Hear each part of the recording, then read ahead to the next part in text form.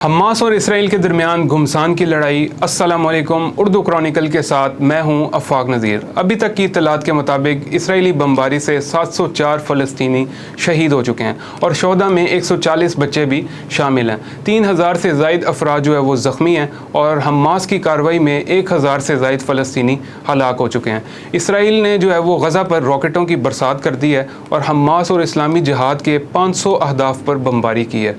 हमलों से जो है वो गज़ा में जो है वो कई कसीरुल मंजिला इमारतें जो है वो मलबे का ढेर बन गई हैं और फ़लस्तीनी मुज़ाहमत पसंद तंजीम हमास मुज़ाकरात करने के लिए भी आमादा है।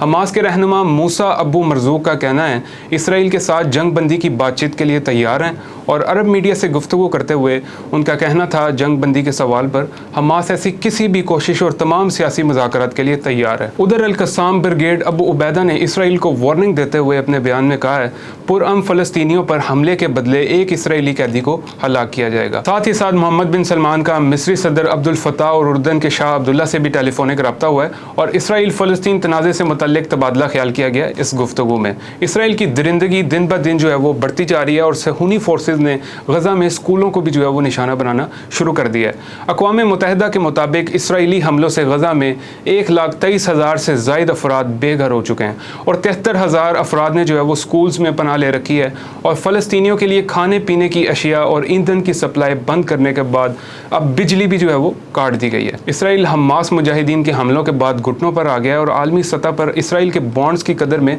3% कमी आई है और बाज़ार हिस्सेस का बेंचमार्क इंडेक्स 7% गिर गया है और इसराइली करेंसी 8 साल की कम तरीन सतह पर आ चुकी है। इसराइल ने 30 अरब डॉलर की गैर मुल्की करेंसी बेचने का ऐलान भी कर दिया है और आलमी मार्केट में जहाँ खाम तेल की कीमतों में कमी आना शुरू हुई थी उसमें फिर जो है वो इजाफे का सिलसिला जो है वो शुरू हो गया है। एक अहम खबर ये भी है कि जंग के असरात की वजह से जो है वो आलमी मार्केट में तेल की कीमतों में जहाँ कमी आना शुरू हुई थी अब इसमें फिर इजाफा रिकॉर्ड किया गया और ये थी वो अभी तक की तमाम तर ताज़ा अपडेट्स। ये तो वक्त ही फैसला करेगा कि आने वाले दिनों में जो है वो मज़ीद कशीदगी में इजाफा होता है या मुज़ाकरात से इस तनाज़े का कोई हल निकलता है। और अपनी राय का कमेंट सेक्शन में ज़रूर इज़हार कीजिएगा। ये थी हमारी आज की वीडियो। एक नई वीडियो के साथ फिर हाजिर होंगे, तब तक के लिए मुझे दीजिए इजाज़त। अल्लाह हाफ़िज़।